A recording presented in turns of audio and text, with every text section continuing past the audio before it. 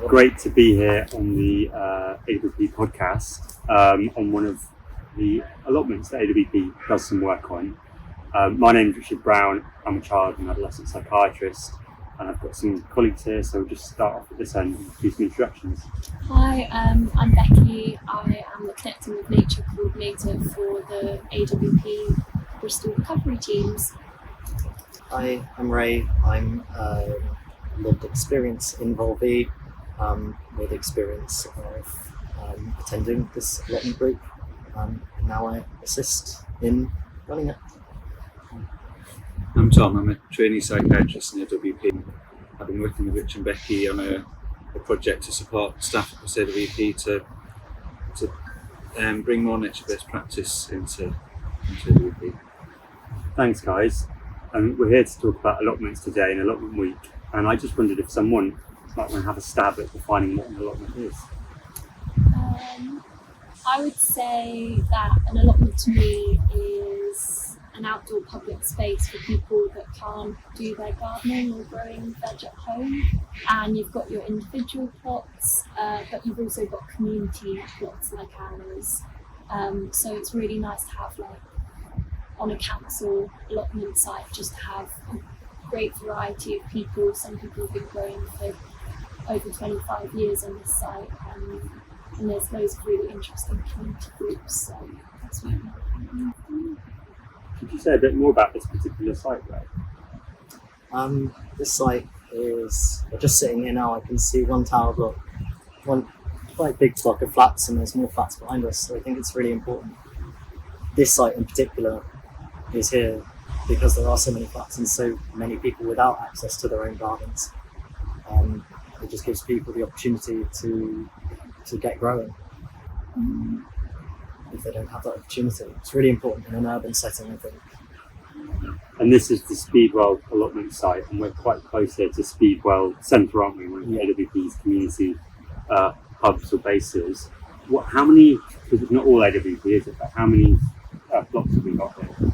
So we've got 3. Yeah, we've got 2.5 plots, and I think overall there's something like 40 or 50 on the site. There's 2 other community allotments here, but it was really lovely to start off with one about 3 years ago, and then as our group grew and we were here weekly and we were helping out with loads of other allotment spaces, we were allowed to take on the second site as well, so there's really that room for expansion in the allotments as well. Great. And so, roughly, do you know how many service users are accessing this site?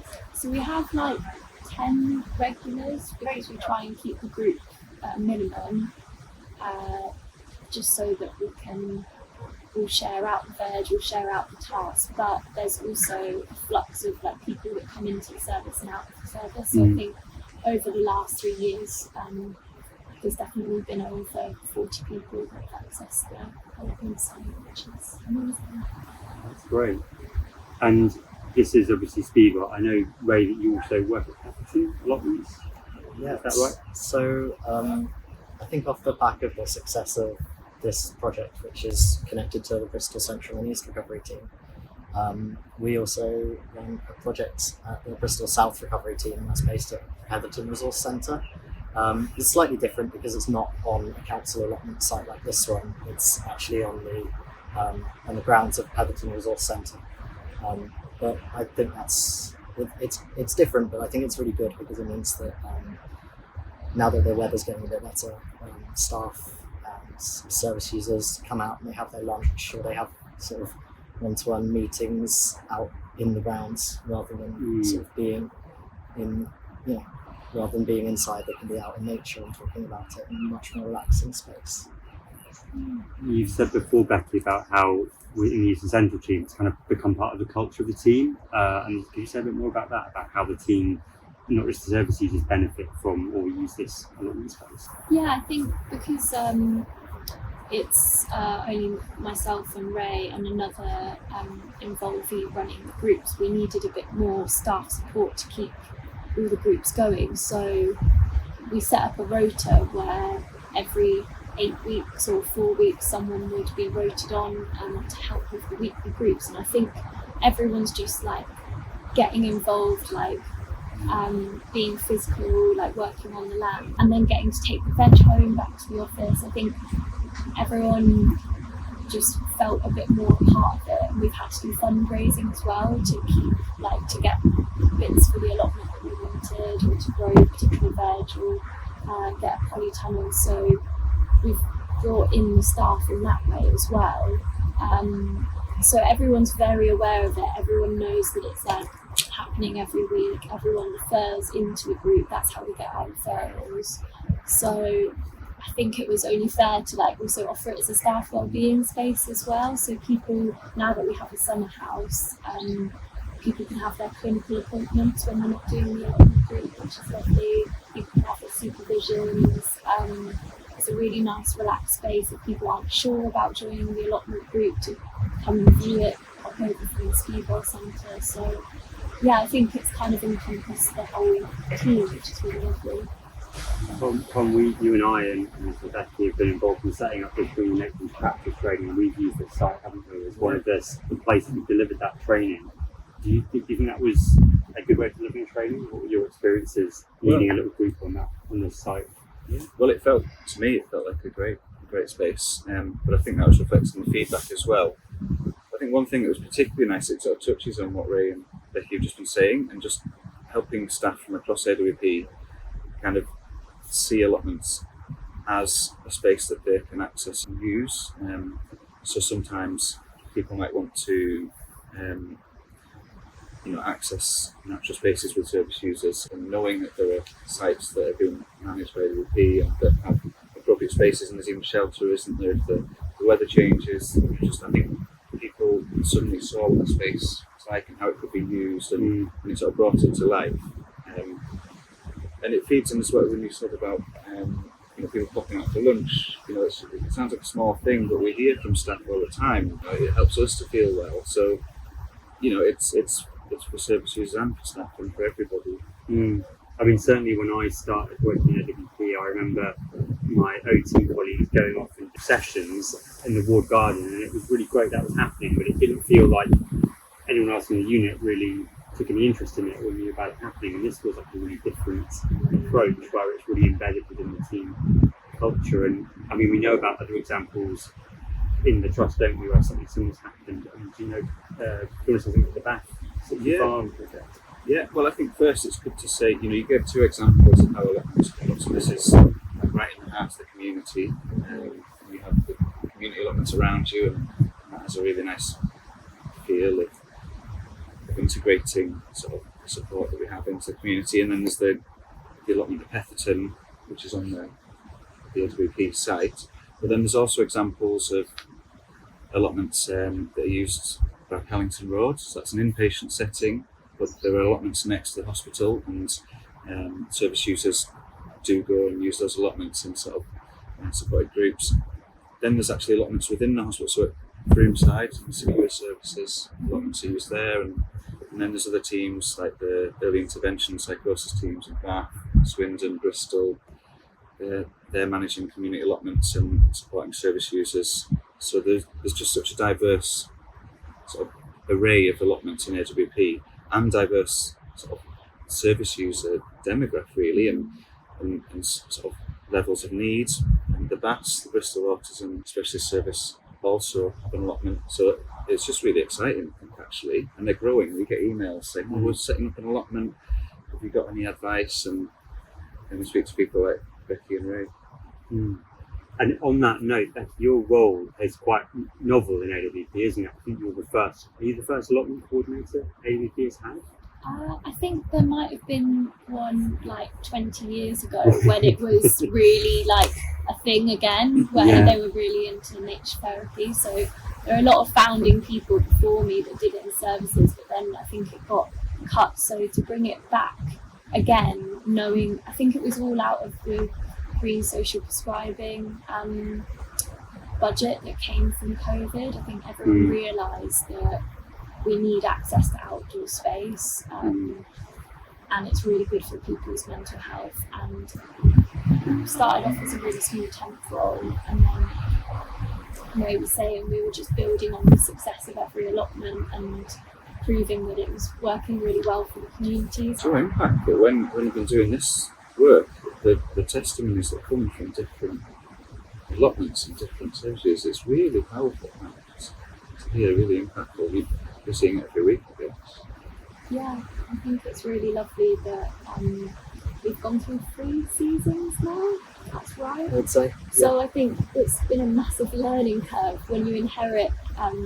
It's probably what would be happening for anyone else in the community outside of mental health setting. You're inheriting the most wild, like really weeded plot, and you've got to do a lot of teamwork and a lot of problem solving. I think that giving the ownership back to the people that you're working with to try and solve these things alongside you, because you don't have all of the answers, is really nice. And you know, people are growing something from seed and nurturing it for almost 4 or 5 months, and that's a really lovely metaphor for taking care of something and having that win at the end of taking the food home and eating it. It's nice, I guess, similar to having seed grow into a plant that you can eat. It's really nice to see sometimes somebody first starts coming to the group and they speak to anyone and sort of stay for half an hour and then need to leave again, and then 6 months later they're coming every single week and chatting away to everyone. That's a really interesting point, because in the kind of the nature-based practice that I know most about is the theory, and often it's about personal relationships with nature, but actually allotments have this element of social connection as well. And that's what we're talking about there. Yeah, definitely. I think personally I find it easier to connect with people if I've got an activity to do at the same time. And I think gardening, and especially weeding, I find is quite a good activity for that. And, yeah, it's just a small part of potentially somebody's recovery. Or a big part. Or maybe even a big part, you know. We hear time and again about the allotments being such a sort of safe space for people that sometimes struggle with that social aspect and the group aspect, because like you sort of alluded to, people can come and actually be part of a group, but not necessarily having to like really attend to the social interaction and just have an activity, but slowly they can actually choose to interact and move closer to the group, and then if they need to, move out a little bit and get on with the activity. And it's not like being in a group where if you're not interacting and speaking, then you're not part of the group. You're still part of the group, and that's what we hear. There's some safety in that, and it allows people to move in their own time and space. And I've seen it with so many people that are socially anxious or isolated, where I think they have to gear up for a long time to join the tea break that's like midway through the session. So you'll see people garden and they'll just carry on through the tea break because that's when everyone's congregating. And then, yeah, it feels like a really nice win for me when it's like the first time that they actually sit down and start talking to people. And I know it's not linear and they might, go back the next week and not join again, but it is just, yeah, like you said, it's really nice to see people's progress, and it's nice for so many tiered levels. Like there's people that come that just really want to go out and do really heavy digging, and then there's some people that want to learn about horticulture, there's some people that are just interested in planting. So because there's such an array of activities, you can really suit everyone's needs, and like same with physical health needs as well. There is a lot of sit down activities, it doesn't all have to be bench work and heavy lifting. So yeah, it's nice to offer so many different types of that.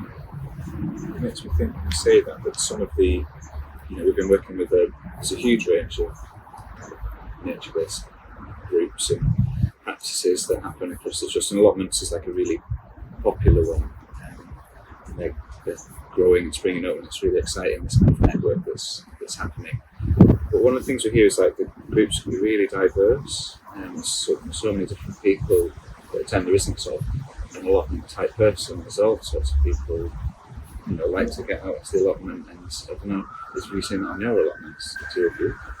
Definitely, and I've seen like so many different ages like come together who wouldn't normally see together, and different levels of experience and different levels of, people have empathy for each other and get to know each other, and people go off and have friendships outside of the group as well. So there's definitely more people that come who are interested in gardening, but that's understandable. But it's really nice when someone comes who doesn't speak English and they just like involve themselves and do a bit of planting with everyone and shares a drink, and it's very open. What's the biggest challenge or disaster you guys have run into on your allotments? Have you had anything where some produce has all gone wrong, or There's so many. How long is this podcast? Yeah. I suppose I was wondering about how it seems when I've tried to garden myself, I get quite frustrated sometimes, and I wondered about how overcoming challenges might be part of the important part of the allotment process for some people. I think it's one of the most important parts of gardening. I think you learn so in general in life, and especially in gardening, you learn so much more from your failures than you do from your successes. And we've had crops get diseases, crops get eaten by pests, we've had crops be washed away by the rain, we've had polytunnels be blown away by the wind. Down the road, that was a moment. And I think it's quite nice to be able to take those lessons from gardening, and that you can fail at something, and it sucks when you fail at it, but it's not the end of the world because you just try again. And I found that I could kind of take that lesson from gardening into my own life, and that really helped me. And I hope other people have been doing that too. Yeah, I think it's hard when it's someone's first season, because if they've put loads of effort in, you've got that real short-sightedness of, well, it went wrong and it's because of me and I didn't do this. But I would say 95% of the issues or the challenges that we face is weather conditions and the way that the weather's going. It's more extreme climates, hots and colds, and that is just, you can't predict the weather, you can't control it, and then that's a really nice metaphor to just bring it all together and not take the onus. I mean, I'm really bad for it as well. I get really stressed, and then I realise I'm stressing about pumpkins, and I'm like, I need to calm down. But I think it's because we put in so much time and effort, and we're here every week. People really commit to it, so it's just remembering that you can't control things, and if it's going to downpour, if it's going to heat wave, that's okay. We'll just adapt, and it has actually got easier, and we have done a lot more harvest year on year, which is a really nice show that we are actually learning and doing the right things. I think we've gotten better at solving problems as well, in plant problems before they turn into a failed crop. And that's quite a nice skill to exercise as well, as the problem solving and the research. Doing it together though, as a group, not one person.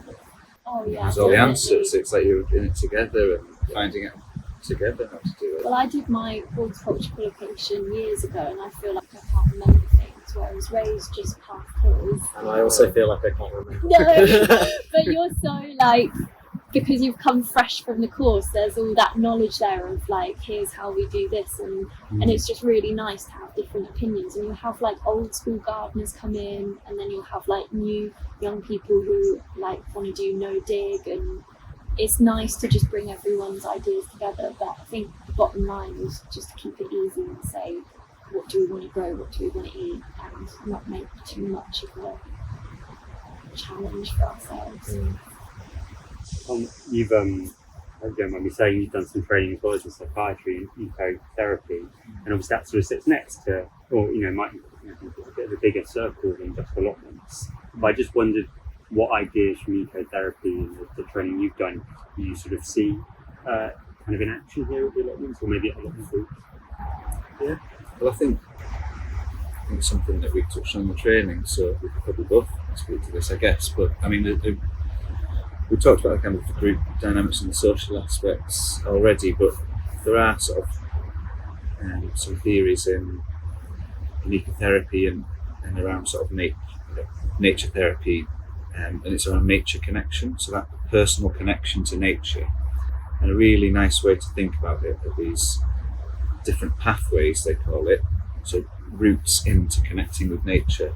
And allotment's really rich for all of these pathways, and you might both be able to speak to them more, but one of them is the senses, so experiencing the world through our senses, and being on the allotment, all the different colours and shapes and smells and tastes and sounds when you get the birds, are really powerful for people experiencing the world through your senses, and that can help people be present to the now and maybe not what's worries or other experiences. Could I give a little illustrative anecdote for that?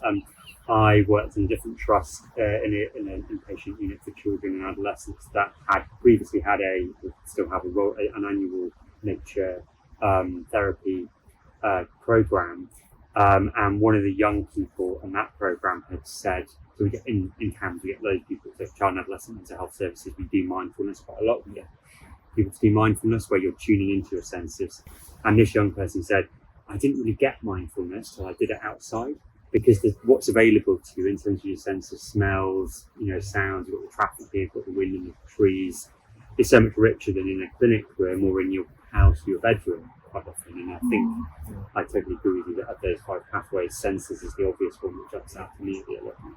Yeah, and there are other pathways, but I'm just wondering, senses must be a big part of your experience and helping people maybe come into the senses, to just let it happen, or do you ever bring people to that, that noticing? I wouldn't put on something where we had to prescribe everyone to sit and do it together, because I want that freedom of everyone moving around the plot. But we will say, guys, the raspberries are amazing, have you tasted them? Or we're just going to do some apple picking, it's ready. And usually it's to do with what vegetables or what fruit or herbs are ready, and then that way we'll engage people to be not just digging but to be a part of it, and a lot of the time people might not have had that particular veg, so it's trying to get people to buy in and begging them to take a courgette home to try it for the first time, because I just really want them to experience a new flavour. And there's a lot of apprehension, but people do generally try these new things. It sounds a really gentle way, rather than sort of trying to lead everybody into a sense. There's just so many different ways you can be pulled into your senses, and a lot sort of happens naturally. It really, literally does, doesn't it? I think it's great at connecting you to the real world, not your bedroom or wherever else you feel like you might be stuck. Inside your head, maybe. Inside your head, I mean, not that I would criticise the role of talking therapies, but it often strikes me that sitting in a room and talking isn't the right approach for everybody, and doing things, getting your hands in the soil is so evocative, isn't it? You immediately, as someone says that, you can almost feel, at least I can, having done a bit of gardening myself, the sensation of what it would feel like. And I just think that's kind of maybe connected to one of the other pathways, which is meaning, isn't it? The 5 pathways. Yeah. And you can go into a lot of depth in these pathways, so just as a sort of simple way, meaning just sort of noticing kind of metaphors. I think I've already touched on some of the metaphors that happen, the similarity in our own experiences of not necessarily always having the control, or the planting the seed and the tending, the time it can take things to come through, and the way the seasons change, and sort of these noticing the metaphors between our own experiences and nature's help people to find the meaning in their own, or it can do. That's the theory around it. I guess there's lots of metaphors on the allotment. There must just come up for people all the time. And it can do, 2 things can be true at the same time. You can be having that nature connectedness and digging in a bed and sharing an experience with someone where they feel so disarmed and comfortable that they're actually willing to open up, and I haven't even started a conversation, but they want to tell you about what's been going on for them, and that's a really lovely experience, because yeah, it's not that clinical space where it feels like they have to talk about something. It's like they want to, and that's coming together. That's about safe. You need a safe space. That's got to fit in a safe space as well. And the groups sound like they do that. Connection with nature can help people to feel. We touched on the theories. I think just to sort of close that off, the other three that are sort of key pathways into connecting with nature are beauty, and there's so much beauty in the allotment. And I'm imagining people find it in the tiny micro and then the stepped back macro of all the apples in the trees, and it's always changing as well, isn't it? Yeah. Spotting a new insect. It's such a tiny little beautiful frog in a pond. Yeah, They're also beautiful, I think. yeah, so much beauty, and every time somebody notices beauty, that's strengthening their connection to the natural world, and there's so much around how that benefits well-being and is supportive and well-being. The other two, which I don't necessarily need to go too much into detail, but feelings, emotion, like connecting with the emotion and feeling that the natural world can bring, can be so varied. Kind of the excitement of the plant growing its first fruit, or the sadness at the weather meaning the plant hasn't made it, or the nostalgic feelings from childhood people might have when they've been in nature when they're younger. And the last one is compassion, and like developing compassion for nature. And I think when you're really tending and caring for nature, coming and you're watering, and then it gets blown down in the wind, like that feeling of compassion for the plant that you've been tending really deepens the connection. And all these ways that they happen naturally, not sort of prescribed, are deepening this connection to nature. And the really powerful thing is, it doesn't just stay on the allotment. So it's not that they walk out of the allotment gates and then it's only here. That happens when they go to the park, to the beach. These nature connections support people, every day to day life. Yeah, and have more awareness. I remember people when they first started the group, and I would say, we do a bit of like community help for other people, like elderly people in allotments, and I don't think we got it. And then after a while of tending to other people's allotments and then having the feedback of, like people wrote us like Christmas card or thank you card, more compassion towards it, and you feel like they're looking after and helping other people, and that's just like a really small way that you can bring someone's life rather than just a 2-hour session. So we've got kind of two kind of key themes of connection to other people and also connection to nature. And just for the benefit of people listening to the podcast, the 5 pathways to nature connections that come outlined. If you want to find out more about that, there's a fantastic kind of resource handbook on the University of Derby's website. If you search for Nature Connectedness Handbook, and people might be interested that the research that has been done around this basically has demonstrated that greater strength of connection to nature is kind of positively correlated with lots of these other positive mental health and personal well-being outcomes, even when you then control for things like socioeconomic status, etc. And we know that in AWP, a lot of our patients or our demographic have probably had limited access to nature, so it stands to reason they might have had less opportunity to develop a strong connection to nature because of the demographics that access our services. And then those 5 pathways, there's evidence showing that those are effective ways of, or are the ways in which people tend to develop this connection to nature. So they, in nature-based interventions, again, maybe wider than just in allotments groups, it's a framework that can be used and has been used really successfully to develop nature-based interventions in various areas of mental health practice within the NHS and outside of it. Maybe we should bring things back to allotments in AWP. And I was thinking, you get questions about setting up allotment groups and things like that. Like, what kind of advice would you give to AWP staff who are wanting to either set up an allotment group or expand or improve the offer that they've got in their area? So we've started offering community network meetings in AWP. So that's a really great way to meet other people that are doing similar things. It's not just allotments, it's like community nature in practice, but you can speak about allotments in that. So building yourself a community from people that are already doing it, but also like goes back to getting all the staff and getting all the team on board, because one person or just two people can't run the whole service that we're providing. So I think it would be about getting everyone involved and finding those nature allies, those people that like being outdoors, that want to incorporate it more into their working life. And also just speak to me and talk about, like, if you've got any like weird questions about gardening, then we're happy to answer them, because we've been through 3 years now, so I feel like we've gone through lots of problem solving that we've talked about already. And so part of it must be about kind of partnership with whoever owns the allotments, which is usually local authorities. Right? But the local authority here, which is Bristol City Council, sound like they've been really supportive in kind of letting AWP partake in this space. So I think community allotments are way more common than I realised before I started this. So we've got Edinburgh Bristol on the same site here. I know that at Strawberry Allotments there's Birch Collective. The North site that we've set up recently this year with the North Recovery team, we're actually sharing with the community rehab team in Bristol. So I think community plots were already there and the council were already supporting it.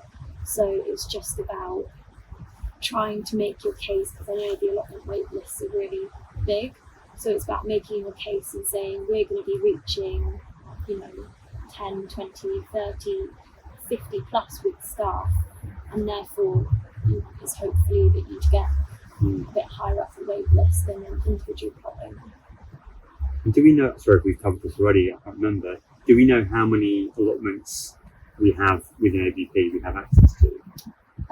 So I know that there's Bristol Inpatient, have Talbot Road, 3 recovery teams, Bristol that we do. There's the EI groups, early interventions. There's one in Swindon. There's another in Baines. Freeside. I know that forensic team want to set up one after we had our training day. And then Bass as well. So 11 that we're in contact with, but I'm sure in the wider community, maybe Western or Wiltshire, that there's probably similar things going on. It's a big trust, isn't it? So sometimes these things happen. We've been trying to link up and start doing the community network meetings only this year, so I imagine in the future we'll have a better understanding. But I guess this is why we're podcasting, to try and get more people on board. And I suppose that's one of the things that strikes me is that, you've got this role, Bekki, but you have really been driving, I suppose, going above and beyond what the original remit of the role was, and driving us forward. And it has taken, whilst there's been lots of support from AWP, it's taken some passionate people, yourself included, to drive this forwards. And, passionate service users involvees. If you're working in North Somerset or you're working in Wiltshire and thinking, I want to start something up and there isn't anything going on, that's certainly, you might be one of the people who could take that forwards and maybe even make the case to your line manager, or it could be something that eventually might be job plan for you. And we talked a lot about how the potential for nature-based practice, including allotments, to benefit staff well-being and in turn benefit recruitment and retention of AWP staff, which is an issue that faces the whole NHS at the moment. Yeah, and we've had lots of conversations with the Chief Operating Officer, who's really supportive of increasing nature-based practice and allotments. So it is something, it's not just passionate staff taking forwards. There is a bigger picture of trying to help this become a sort of standard part of what we offer. And these networks and these podcasts and things, and getting the word out is just part of that movement, really. And probably, if you had to pick of all the possible nature-based practice initiatives, allotments, there's a really good kind of framework, that's been set up by you guys, allotments exist around, that there are spaces, that there's probably a relatively low hanging fruit, and as we talked about earlier, the potential impact, how much staff time it takes to really deliver something for lots of service users, and as we talked about, potentially improve staff well-being. When we're in this climate of resources being limited, allotments are probably a sensible place to start. Huge history and evidence base and training knowledge around social and therapeutic horticulture. There's trainings in social therapeutic horticulture. So it's established. I was wondering if there was a service user who was potentially interested in getting involved in an allotment group, but they were a bit apprehensive about it, or they weren't sure about it. What sort of things would you be talking to them about, or maybe advising their care coordinator to talk to them about, to think about if they were wondering whether it was for them? I would say just get them to the site first, because that could be winning over, like let the nature do the talking rather than trying to talk someone into it, and just say, let's have our appointment here. And then it can just be really staggered, can't it? Like someone can come for half an hour and... It's about giving people the freedom and the choice of so people don't feel like they have to do 2 hours of really intensive gardening. It helped me. My first session as a care coordinator attended with me, and that was really, really helpful because it felt a lot less intimidating. That sometimes gets called a warm handover, and I would hope that that's more common when it's attending a group that kind of exists within AWP. But I guess another broader part of this nature-based practice conversation is the rich availability in the AWP footprint of various, what tend to get called green social prescribing initiatives, which are community-based projects, but that tends to mostly get referred to by primary care, but actually many of them are suitable and open to referrals from AWP. But the thing that one of the key messages that came out of the evaluation of the projects in BNSSG, Healthier with Nature, was that a warm handover where someone's care coordinator attends with them or arranges, sets something up so that someone who's going to be receiving that individual knows who they are and their name and what their number is and when they're expected. Hello, seagulls. That's a really key element to success, isn't it? And I think if you have the luxury, like we have, to just have a rolling group rather than a 6-week block, then it really works with people and whatever's going up and down in their mental health, because they can attend for a bit and then maybe they don't come for a week and then they come back to it, and it lets off, like you said, all of that pressure to, right, you have to come. I just say, just try it, just see if you like it, and then I'll also maybe give a bit of a background about, here's what we usually do in spring, here's what we usually do in summer, like depending on what season. And then I just get people excited for, like, going into autumn we'll do pumpkins and pumpkin soup, and Halloween, and then Christmas we'll do Christmas wreaths. So we try and tie in seasons and just make it as relaxed as possible, really, because I think the nicest thing is that people can share whatever's going on with their mental health, but they actually don't have to. And it's not that type of group where you have to sit down and you have to talk and reveal stuff and go into your past or anything like that. Like, you can literally come, have a cup of tea, have a chat about someone's weekend, or even if you don't want to talk about yourself or ask other people's questions, you can literally use nature as the third pillar and just talk about the apples that day. And just it's a really easy way for people that potentially might feel anxious coming into a new space. Like, you can just be a bit you can be as anonymous as you want to be and just enjoy the garden. I suppose along with that, you've got the kind of maybe breaking down the barriers a bit between, for better or worse, people with access to AWP services may feel they're a patient and other people they've interacted with the staff, and particularly if they've been in inpatient care. But I get the sense that in the allotment it's a little bit less like that. You can come along and just, you're getting a supportive environment or professionals around you. It's not about someone treating someone else. We're not giving prescribed care in that way. We're just setting up activities, or even it's kind of got to the point where we have activities in our mind, but if someone wants to do something and they've identified it, then just it's them quite do it. it's quite service user led, which I think is great. And I like what you said about breaking down those barriers. It really does feel like those barriers do get broken down when if there's 5 of you digging and one of them is a staff member and 4 are service users, it doesn't really matter. There's 5 people digging. I think that's really good. I think that's quite important as well, breaking down those barriers. I think another piece of advice that I would maybe give to a service user who's thinking about joining is don't feel like you have to know anything about gardening in order to join, because we Google things all the time. We really didn't know. We stand around. We stand around in groups and we discuss things and we solve problems together. We teach each other things. We learn. We just learn as we go. Everybody else. I barely knew what a dandelion was. I think when I started, I was. But you learn. Yeah. So don't be intimidated by thinking that you need to know anything about gardening. And there's always weeding, and there's always do you weeding. know what I mean? There's not it doesn't have to be this complex process. It could be sowing a seed. And I think sometimes people just need to be shown it, see it physically, do it with their hands, and then they're there. But it's the fear beforehand that panics people to think that they wouldn't be into gardening. So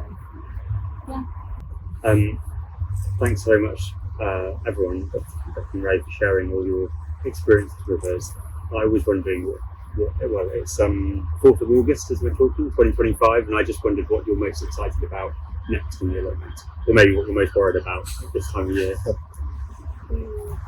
So we have some tomatoes that are paste tomatoes, that are tomatoes to be used for sauces. I didn't know there was. Oh yeah, we've got a few cherry tomatoes as well, and they're nice just to pick and eat on the day. But we've got quite a lot of paste tomatoes, and I think they're all going to ripen all at the same time. So that's going to be an interesting starter. It's a big massive pasta sauce. pasta day at the allotment. that actually links. We could do that. That just reminded me. That is what's coming in the future. We've got funding through Headlight to build an outdoor kitchen next to our summer house, just a simple back bar with a sink and a gas cooker. So we're really hopeful to incorporate it in the allotment group, to maybe set up a service user-led cooking group, use stuff on the plot, because everyone takes it back, but it tends to be the same people that take it back, and Ray's a brilliant baker, so we'll bring it and everyone will eat it together, and that's lovely. But to actually, that's the new direction that I want to go in, to give people the skills to cook the veg that we grow. Sharing together in community. isn't it? Yeah, nothing brings people together, I think, like food. Yeah, it really does, yeah. And having seen something from a seed you've planted to something you can eat, when we know that nutrition is an issue that is a big challenge for lots of people in our service user group, that's so fantastic. I'm so pleased to hear that. Thank you so much. Thank It's you. helpful for people.